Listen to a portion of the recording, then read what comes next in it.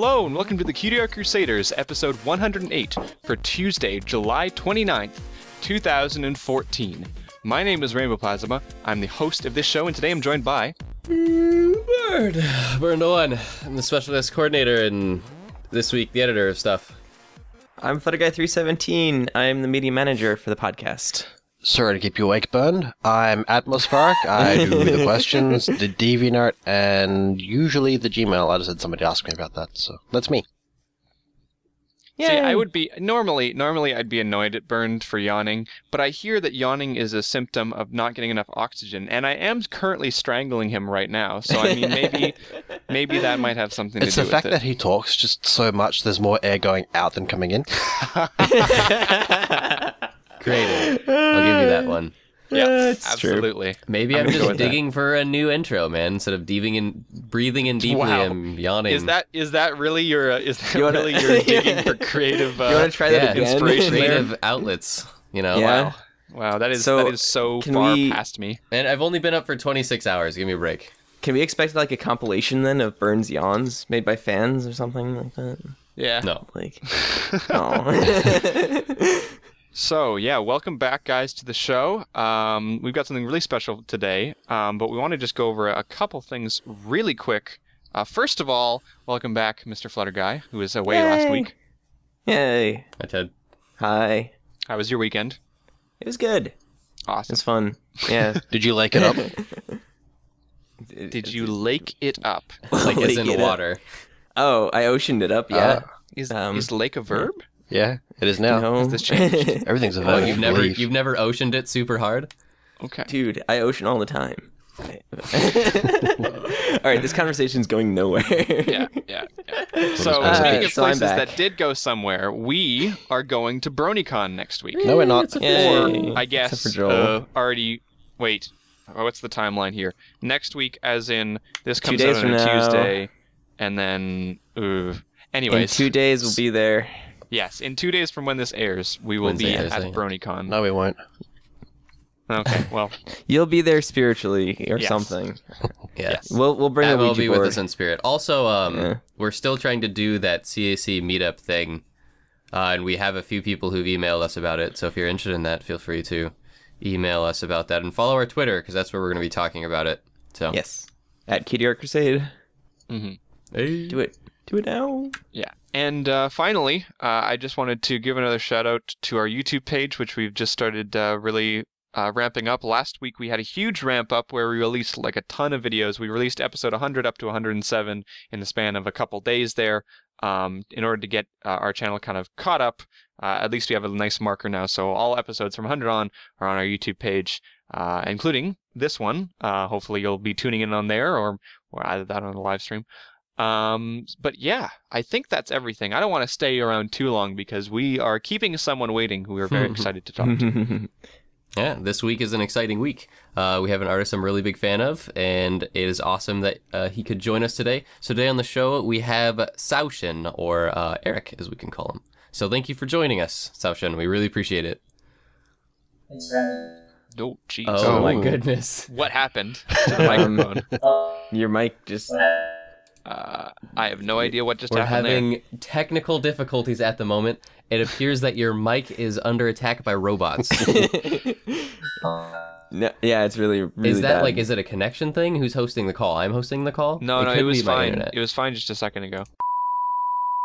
Can you guys hear me now? There we go. Yes. That's perfect. Good lord. Okay, so after some technical difficulties, hi there, TsaoShin. It's nice to have you on the podcast. So as long as everything's still going and we're good, I guess we'll continue. Yeah. So hi, thanks for joining us. Thanks for having me. So do you prefer TsaoShin or Eric? Are you more of a formal guy or? Oh, really, Annie's fine. But if you wanted to, for the sake of ease, just go by Eric. Sure. Sounds Okay. good. Okay, so I mean, we try to do this for all of our guests when we first start out. We ask them just to kind of give like a brief rundown of who they are, what they do, just in case people haven't seen your work or they don't really know who you are personally. Can you just give us a little rundown of who you are and what you do? How would you define yourself, if you will? Well, I'd like to think of myself as a a fun fan artist. A lot of my art is usually just things that I draw that I'm really enjoying, gaming or, movies or television. I also do a lot of fantasy because I love fantasy so much. But yeah, just kind of a fun artist, I guess. Cool. So let's jump right into that with your kind of subject material of your art, and like you said, there's a lot of like fan art there, and that seems to be like a huge motivation for you. So I mean, why is that? Is that something that just speaks to you? Do you use it as motivation? Well, I think that it kind of got started when I was younger. What really took me into art was when I was playing a lot of video games. You remember the manuals that you get with like your old NES games, the illustrations, or what you saw on the screen was, sprites, and, a lot of times it's not really clear what it is. Mm-hmm. When I was young, I'd always like flesh that out, what I really thought that, 2x3 pixel thing was. So I like to reimagine, things that have already come from one universe and just kind of expand on that. Huh. That's kind of interesting. So you kind of add depth and details to things that are maybe not so detailed. Not literally maybe, but just like, I don't know. I can kind of see that in a lot of your work, like especially with the lighting and the shading and kind of where you take the basically like show style kind of stuff and kind of expand on that. Right. Yeah, and you seem to do a lot of crossover work as well. Yeah, that's... I just like to bring things together. You like one part of something and you kind of bring it in this kind of fun way. Mm-hmm. I'm doing a lot more crossover stuff now since the Grumpy Cat Disney stuff, and everybody kind of pushing me in that direction. Yeah, that really took off, didn't it? Right? Yeah, that was great. So in case people aren't aware, TsaoShin has been doing this series of, I guess it's all Disney movies with Grumpy Cat inserted. Do you want to kind of talk about your inspiration for that, or if there was any? Yeah, it's unusual that way that started. The very first one actually was the Little Mermaid one. Which is fantastic. I picked up a new tablet, and whenever I get a new tablet, I have to kind of relearn, when it's a different size. But basically, I wanted to do something with lots of textures, so I just thinking in my head, the scene where she's up on that rock, it's got water, it's got rocks, it's got the clouds. But I actually really, really hate drawing people. So when I got to the part where I was finishing off, I've already drawn the tail because it had lots of scales on it. I couldn't do it. I just put Grumpy Cat in there anyway. And I shot a screenshot off to it to a couple of my friends and just laughed about it because I was about to ditch the whole thing because I didn't take it seriously, and they all thought it was really funny. So I said, no, you have to finish that. That's hilarious. And I did, and I didn't think anybody would actually care for it. And but now when you're I put it up famous on for it.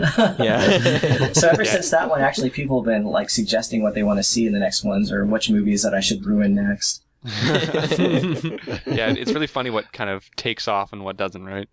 Yeah, I would have never guessed that would be popular. I'm not sure whether my favorite one is the Pinocchio one or the Frozen one. Yeah, the Frozen one is fantastic. The Pinocchio one's a little darker than the rest. Yeah. Yeah. So are a lot of these I guess fandoms that you are portraying here, is that the kind of stuff that you participate in, or is it from an outside perspective from some? I know you got things like Pokemon, How to Train Your Dragon, obviously the Disney movies, obviously some pony stuff in there. Are those all things that you actively participate in? Yeah, I don't like to do fan stuff of things I'm not very familiar with. I like to really get in that universe before I feel comfortable with doing something, drawing something from there, because I want to be sure that I'm capturing that character the right way. And a lot of people have tons and tons of fandoms, and they ask, well, why don't you draw something from this or this? But, I just haven't had the time to sit down and either watch it or play that game. But yeah, everything you see in my gallery is something that I'm really into. That's really That's awesome. cool. I really enjoyed seeing all the How to Train Your Dragon fan art as it started coming out. That was really great. Mm-hmm. Thanks. I had so many of your pieces in my wallpapers gallery. I'm a really So big many. fan of the of Hiccup's treasure map, the winter scene. Oh, yeah. When you're creating these kind of pieces, these fan art pieces, how do you I guess come up with the idea for them? Because it's kind of interesting scenarios and situations. And obviously, like, you have the crossovers, Grumpy Cat and whatnot, but these How to Train Your Dragon pieces, like that one, and there's also Stoic the Vast, just kind of seem like really happy pieces. So I don't know, how do you kind of decide what you're going to start arting?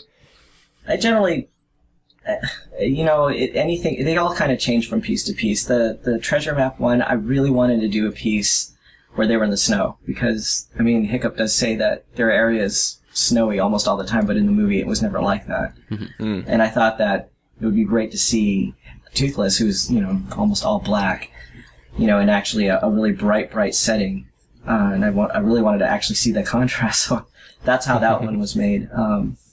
The other one, the Stoic the Vast drawing, was right after I watched the movie. I was kind of like, it was like Father's Day, and I was like, oh my gosh. And I want to ruin anything if people haven't seen the movie, but I was like, oh, I got to draw a happy picture now.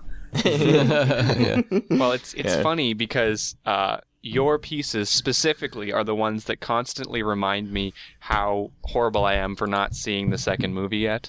I haven't seen it either. I really need to. Awful, I really need to. And every single time, because it was, especially during that period, that we went from, what was it? You had like a Stitch and Toothless a couple times, and then you had that Stoic the Vast one. And it was just like, it was almost like every single week there was something new. It was like, oh, I really should go watch that movie. Yeah. Speaking of, sorry, here you go ahead. Well, it's just that How to Train Your Dragon is probably like my favorite fandom. So I have people, my friends always tell me to, no more How to Train Your Dragon stuff. Do something else, like you're kind of flooding your gallery with all of them. Like, tell me what to do. No, I'm going to draw dragons. You're not going to stop me. Ignore them. Listen to everybody else. Yeah. I was just going to say, on that topic, how did you come up with that? The Stitch and Toothless crossovers, because they're all adorable. Oh, thanks. I actually love Chris Sanders, and Chris Sanders actually was the guy behind Lilo and Stitch and Toothless when he joined DreamWorks. Him and Dean DeBoy. Huh. And I've followed his artwork forever, ever since he worked with Disney, and he was doing Lion King. He's an amazing artist, and the characters he comes up with, they're so full of life, and Stitch and Toothless have so many similar features that I don't know. When I was sitting down, I was like, I'd love to see them in a drawing together, dressed as each other, to just kind of solidify that link that they both have with Chris Sanders. Now that you mentioned that, like, I never realized that before, but I mean, you're totally right. I totally make that connection now, because like I definitely know for his work in Lilo and Stitch, and that's kind of when I went out and like saw some of his other work. But I did not know that he was responsible for like Toothless. But the same kind of expressions come to mind. Yeah, I never picked up on that either. Yeah, absolutely. And that was the piece, the Stitch and Toothless piece was the piece where I kind of made that connection. I wouldn't be surprised to hear that others might have made the similar connection, but you can definitely tell there's certain aspects from that movies where they're almost, the same character. They've got a lot of the same tendencies, and they're obviously both very well loved. Then it's just the characters themselves have such expressive faces, because you have to in that kind of scenario, because neither of the characters really talk that much. They're kind of mute characters. So all the speaking that they end up doing is all in the facial expressions. Like there's this really cute GIF of I forget the boy's name from How to Train Your Dragon. Hiccup, when he's tying the that contraption to the end of Toothless's tail, when he's stuck in that pit, when he's like tying it there, and it goes through this like roller coaster of emotions of what Hiccup's doing. Yeah. So why don't we, we're 15 minutes in here, but let's back it up here for a second, and let's talk about how you got started. Were you an artist from a young age, or did you pick it up as something that you kind of grew into? I actually, my parents never really wanted me to be an artist. It was something they actually tried to squash. They didn't really fight with me on the art stuff too much until I was off to college, and then they absolutely wanted me to pick up a job that they thought would have more fruitfulness after school. So, it wasn't actually until I was in college that I flipped my major. I was actually there for occupational therapy. Halfway through, I was like, no, it's got to be art. I can't do this. I've got to do art.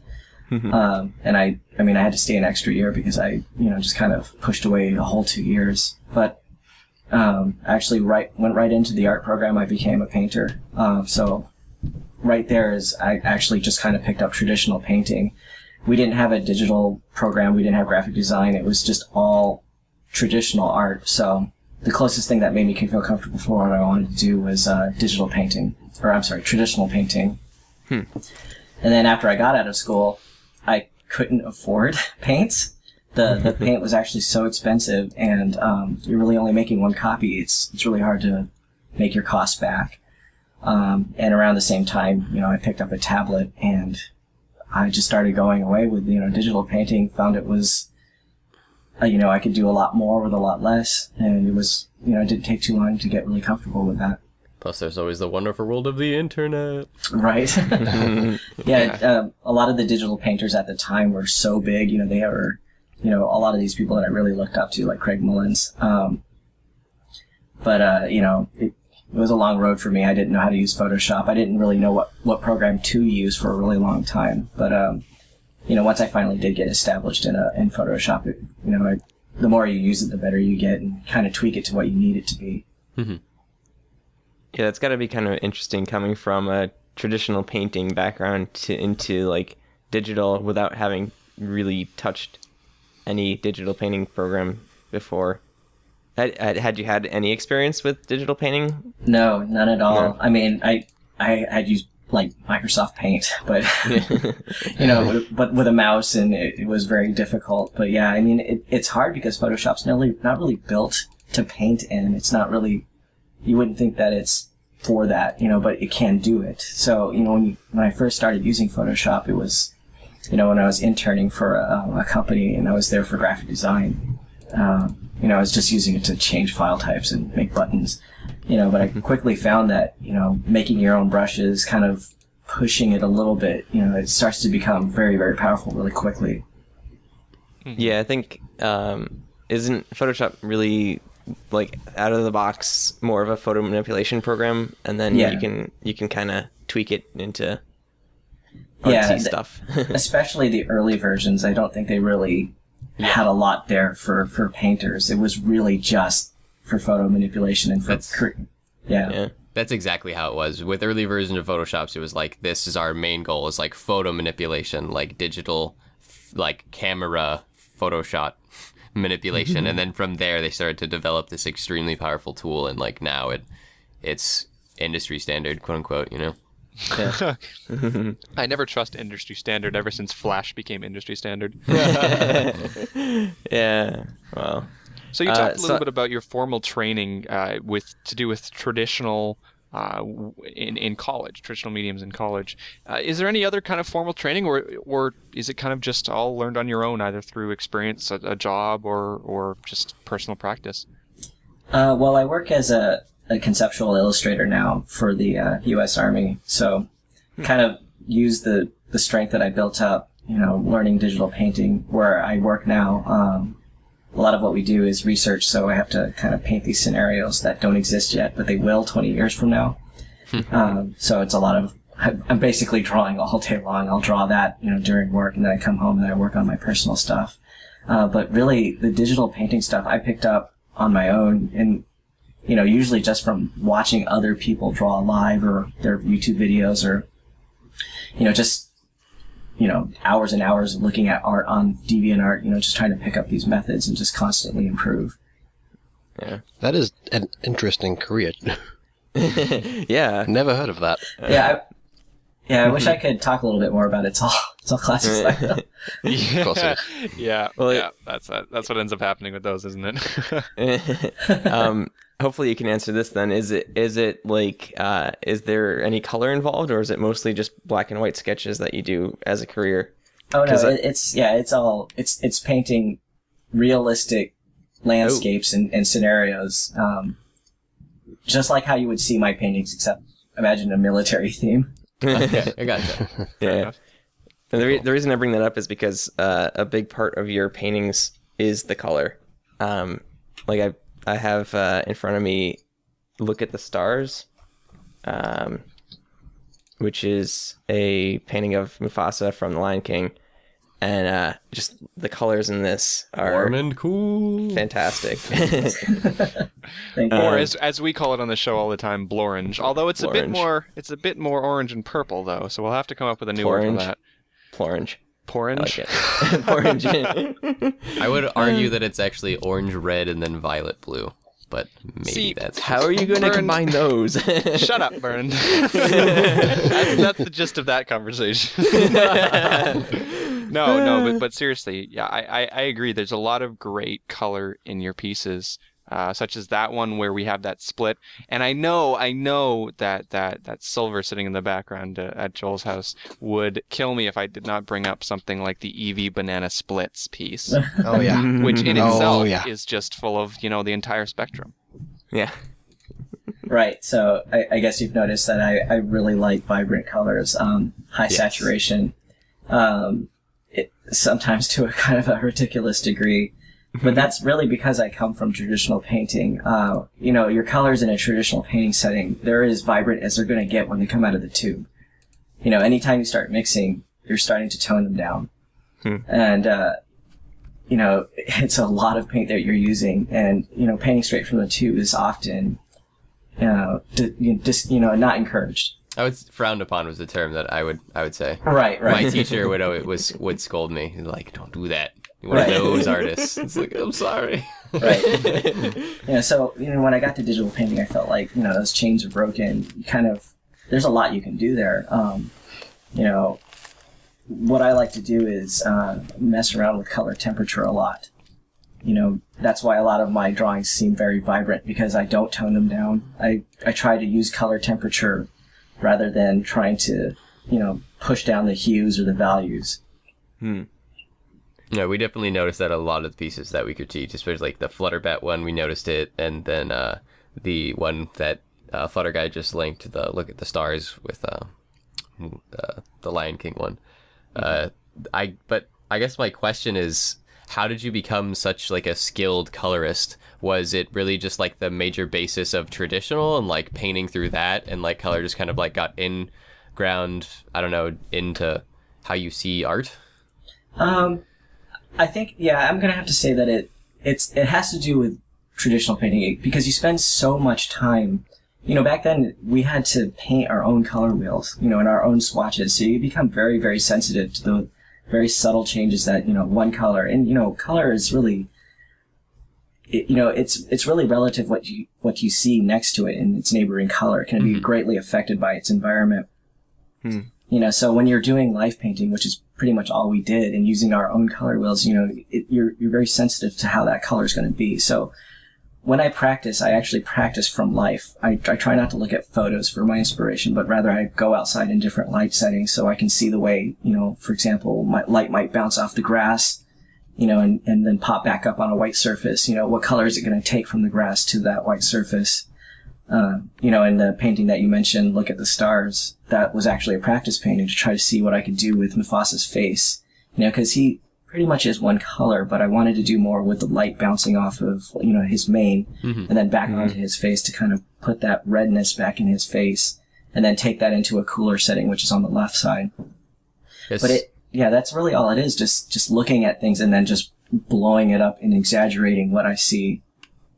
Yeah, I remember my teacher once mentioned that kind of like painting and coloring correctly in painting, or making interesting color in painting, is kind of the art of over-exaggeration. Like, what can you push this color of pigment to like verisimilitude, or whatever he used to say, or like look like real life, you know what I mean? To like imitate it in like a visually pleasing fashion. Right.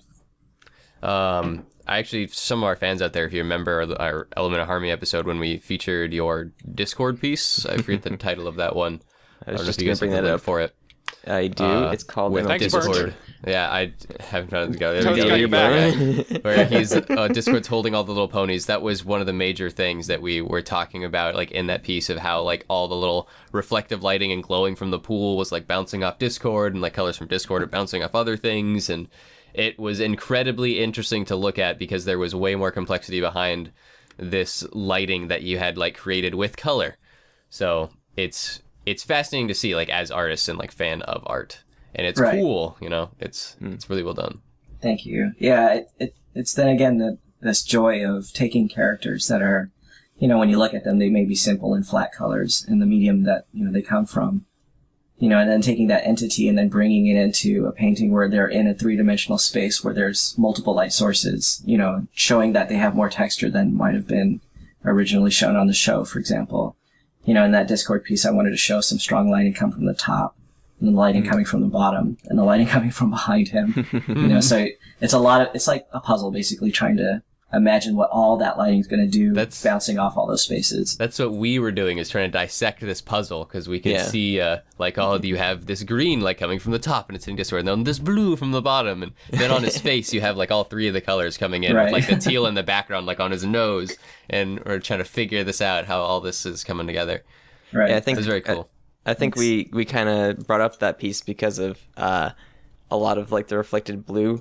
And then as we were looking at it and kind of going over it in the show, we're like, wait, but there's green and there's all these other colors, and it's just like, what? It's very, very complex and involved and really cool.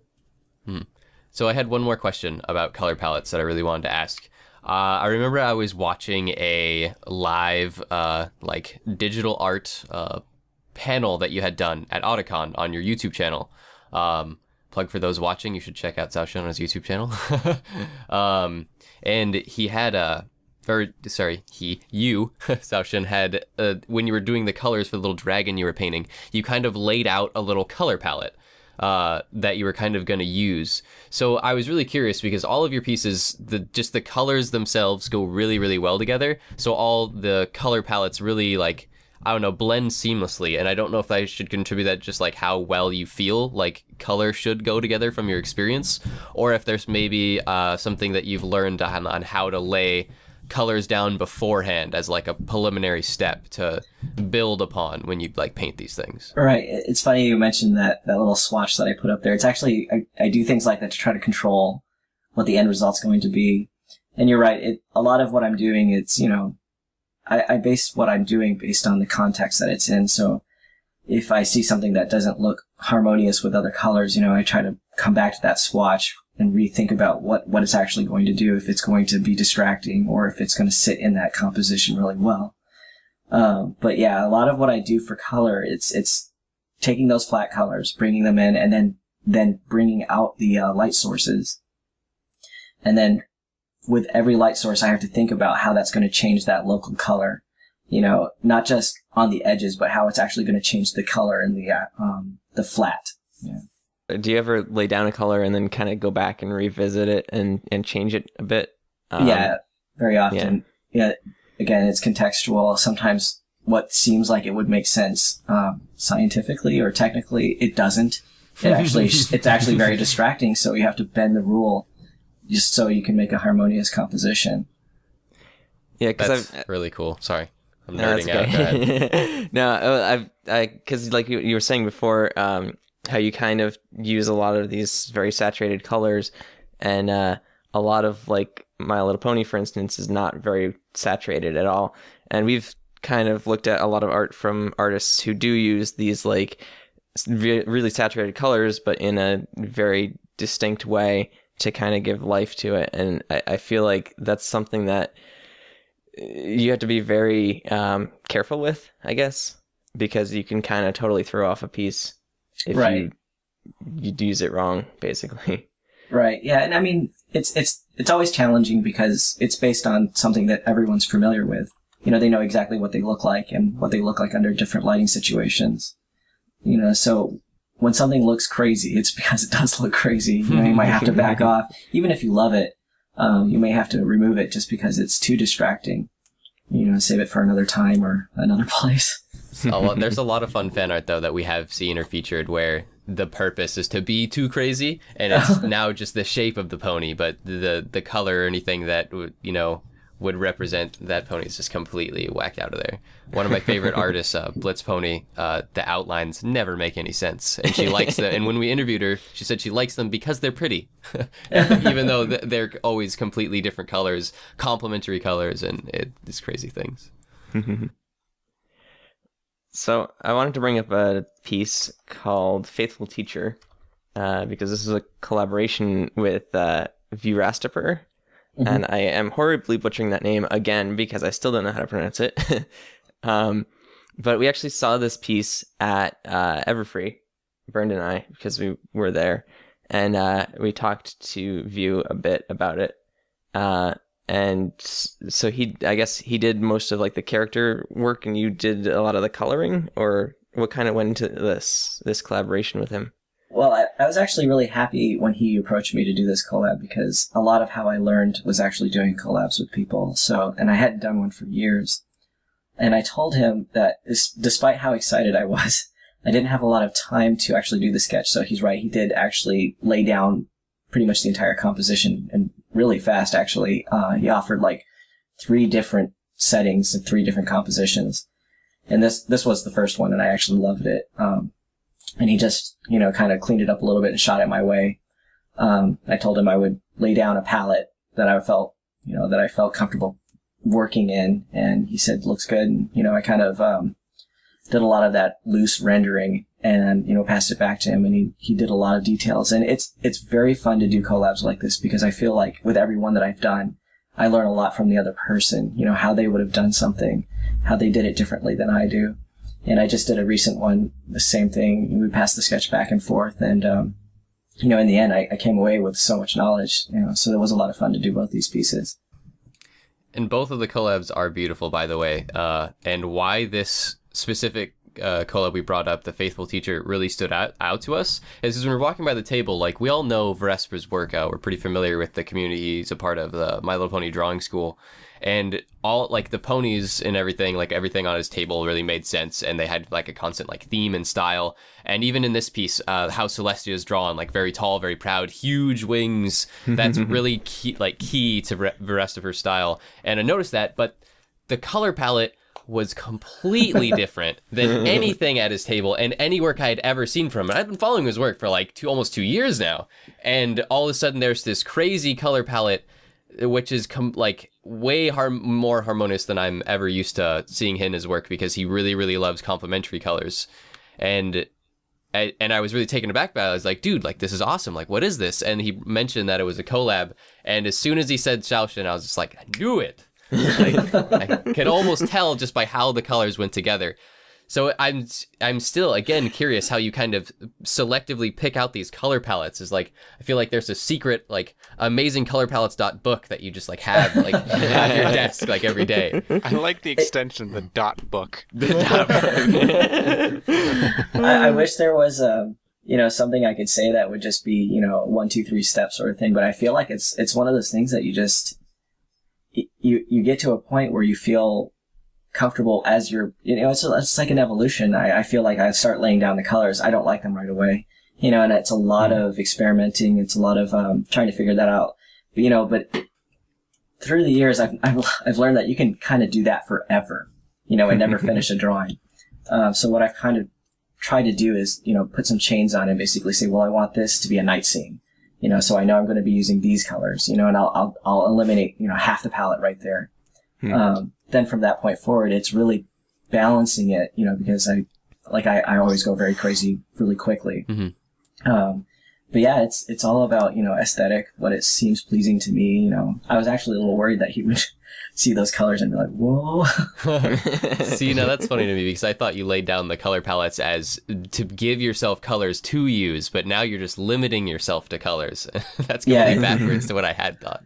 No, those are to keep me boxed in. I feel like if I didn't do that, then I would probably just, the colors would just be everywhere, just be this rainbow vomit. You should just let yourself go one day and see what you can do. I'm actually now really, really curious to see what you could do when you just go crazy with it. Because I can make a false color image or something. Yeah, I can list quite a few pony artists who go absolutely crazy with their colors and make some really, really beautiful work if you're interested. Yeah, I'd love to see it. All right, that'll have to be for on after that. the show. Do you have sort of like a favorite color palette? Like I've noticed a lot of yours are sort of darkish backgrounds with bright colors. Is that sort of a favorite thing of yours? Or? Yeah, it is. I do like. I tend to like warmer colors, but they're still what you would think are cool. So like purples and lavenders and pinks, and then having the characters contrast that on the background. I feel like the darker backgrounds, or because I get to a point where I think the character isn't popping off the background enough, so I just keep pushing it back, keep pushing it back. But yeah, I'd say that when I look at my gallery, every time I think I'm going to do a new drawing, I kind of tell myself, okay, what am I seeing too much of? What do I need to do more of? So I've been trying to make that more various now. Mm-hmm. I think a good example of that is one that we brought up the other week, which was this one here, the Flufflepuff and Chrysalis one. something with your warm pinks and purples, and then the bright backgrounds. Right. Yeah, Mike actually commissioned me to do this piece, and originally it wasn't going to have a background. But actually, when he commissioned me, I didn't know enough about Flufflepuff to feel comfortable actually drawing her, so I went back and I read all of his stuff. And I just saw how cute it was, and I was like, wow, right. It's got to have like this background in here. I said, hey, don't worry about the background. I'll just kind of pop it in there if you want. He says, oh, great. So yeah, that's kind of how that happened. I just, they're the warmer characters up front. I wanted to give Chrysalis kind of a warmer tone, even though she's kind of a cooler looking character. Yeah, we noticed that. Yeah, so she would fit in with Flufflepuff, and then just kind of have the background be a little cooler. Because we noticed that there was blues and like she was cool, but it felt warm because everything else around it is so warm. Right. And there's also a little bit of like purples mixed into her black skin and stuff, so it's kind of she's violet rather than the normal black. Yeah. You're violet. How dare you? You're turning violet. Wow. So you were talking a bit about collaborations and learning from other people, but you've also taken a couple of steps to help other people learn too. You've released some brushes. You've put out some work in progress stuff. Can you just talk a little bit about your motivation behind doing that and kind of the steps you're taking to kind of reach out and teach other people? Well, okay, yeah. I actually do that stuff because of how I learned. I wouldn't be where I am now and continuing to try to get better if it not for other artists doing the same thing. For several years, all I did was just watch other people draw and, collab with them, try to learn from them. And that was the most invaluable thing for my digital painting, and practicing. So, I feel like where I'm at now, I kind of owe that back to people. So putting out the brushes or doing a tutorial, especially on questions that are commonly asked, because I'm kind of seeing it from the top down. Somebody might ask me a question about what my brush settings are, but I've only answered that one person. It didn't really disseminate to a lot of people. So instead of doing that, I want to reach out and, make that stuff available to lots of people so that people aren't struggling, that they get more time creating versus, time spent trying to figure it out or trying to troubleshoot something, something that someone already knows that, they just haven't told them yet. And it's really cool. We see a lot of work in progress, whether or not it's pictures as you've shown here or videos that some people make. But you also release, you personally release the actual brushes that you use. Right. And that's something that I haven't really seen a lot of artists do, but I think it's a great idea. Right, because and you know what, it's really, that again is a frustration that I had with Photoshop. When I first started using it, I felt like those default brushes were so difficult that I didn't understand how anyone could make anything in Photoshop. I didn't know that you could actually make custom brushes, and when I started getting them, I actually downloaded from artists who made them available on their own profiles. It was amazing how quickly it became easier to create a piece. So now that I feel like I have a comfortable set of brushes that I use pretty much all the time, I'd like other people to, see that this is possible. You can, make Photoshop do the heavy lifting for you. Which is really cool. Like, that's kind of how I started drawing in Photoshop too, was there's an artist I really looked up to, and she was like, well, these are the brushes, like the 5 brushes I use for every single thing I make. And I'm just like, I'm going to take these. And now, like, that's what I use when I do my art that I make in Photoshop. I had a, sort of not so much a technical, but more of a hardware question. You said here on your like the front page of your DeviantArt profile, you've got a Wacom, an Intuos tablet, and a Cintiq tablet. Which one, like, is there? I mean, obviously you've got a preference. Is it sort of easier to draw on the Cintiq with the images behind your pen, or do you sort of is there much of a difference between that and drawing on the screen? Yeah, there's a bit of difference. I would say that there are some things that are a lot easier to do on the Cintiq. And then there are some things that are just, they're fine to do on the Intuos. It's just, if you've been using an Intuos all your life, it's just going to be, an easy, cheaper way to do what you're doing. I'd say the stuff that's easier on the Cintiq are long, straight, or curved lines. Just because you're going to be pivoting from your elbow versus your wrist. And they actually have the Cintiq now because I'm starting to develop a little bit of carpal. And I picked it up for that very reason, because I need to start drawing from my elbow. Now, I did have some resistance to the Cintiq at first just because of that. My pen is under, it's blocking my actual view of the cursor. That was actually very frustrating to me. And for some reason, even though I can zoom in and zoom in on Photoshop, I found myself with my eyes 1 inch off the tablet when I wanted to look at something closer. But, now that I've had it for quite a while, it's actually a really, really great device. I'm starting to prefer the Cintiq now over my Intuos, and I think I might actually replace the other Intuos, which is at work, of course, with the Cintiq, just because it's good for your arm. It's easier to do those curved strokes, but it is so expensive. So it's like, if you're doing this all the time, all day long, kind of like how I am, then the Cintiq, it's like one of these really incredibly powerful tools.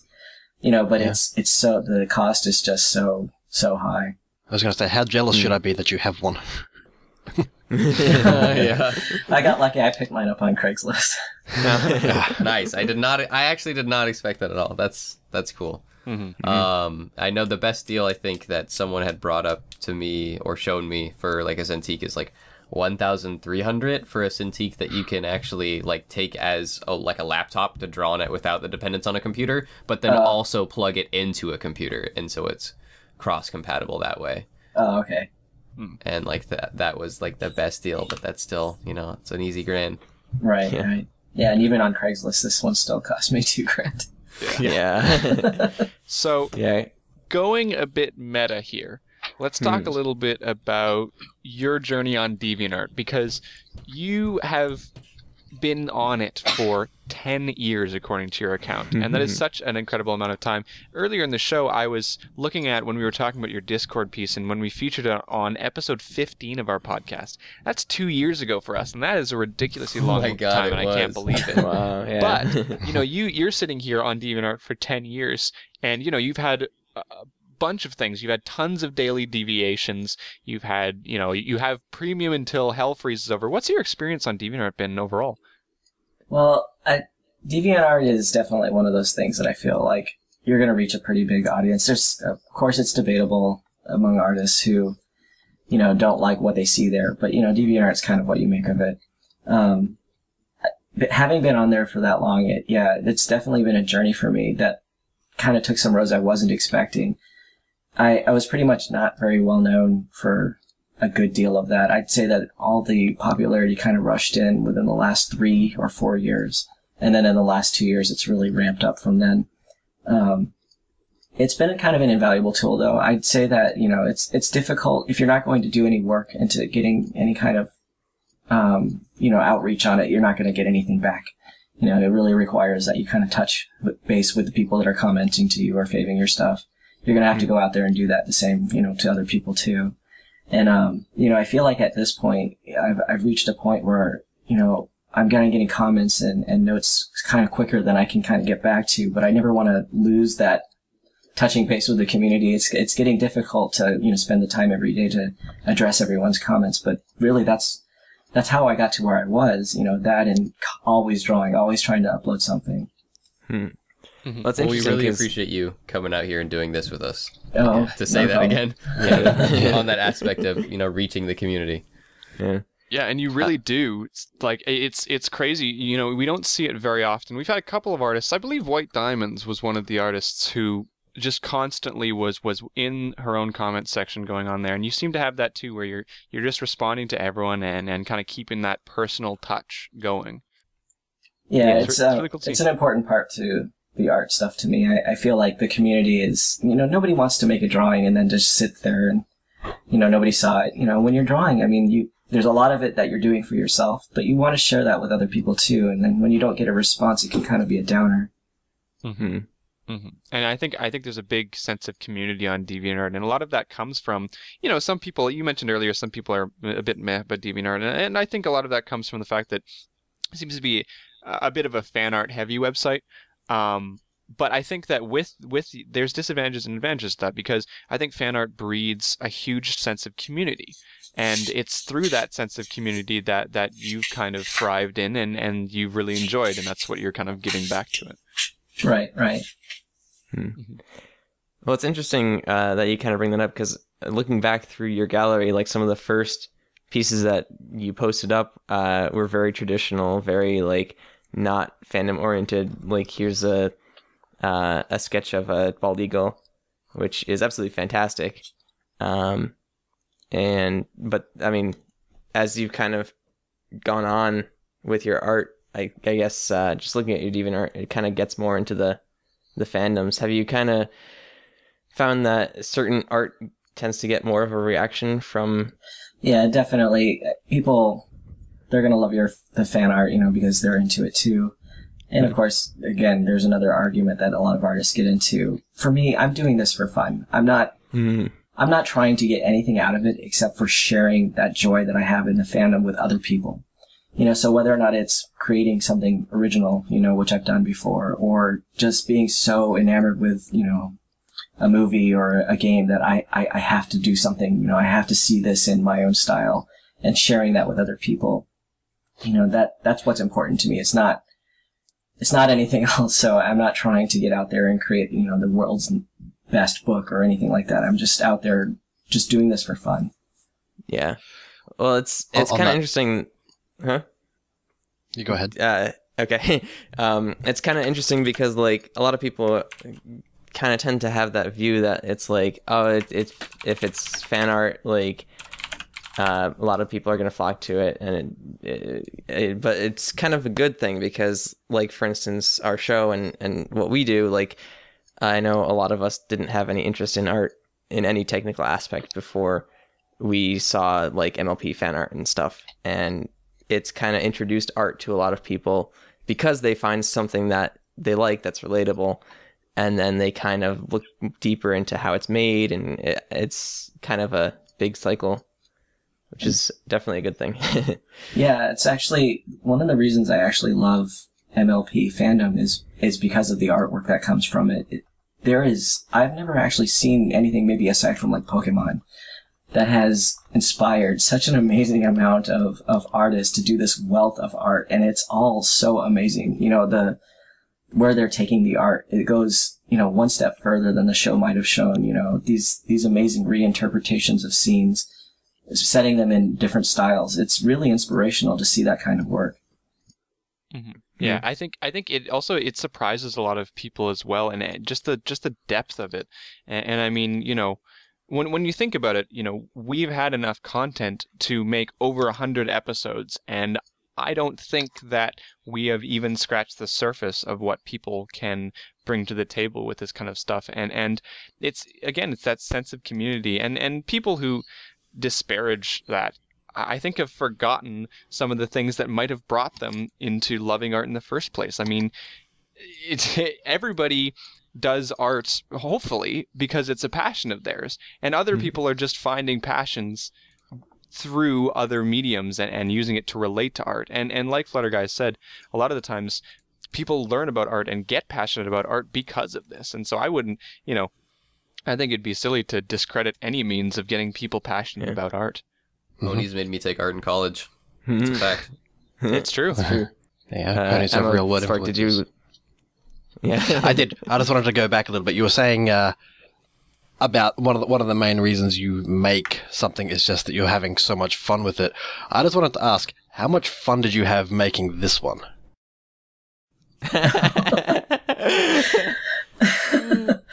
So yeah, again, here's another one of those situations where I wanted to pay tribute to a creator of tons and tons of franchises, and I was thinking, I would draw this very serious picture of Miyamoto, but I just I actually thought it would be just really funny. At first I was thinking, well, I'll just have him creating Mario. That makes sense, just like the Sistine Chapel. And then from there, it just turned into this ridiculousness.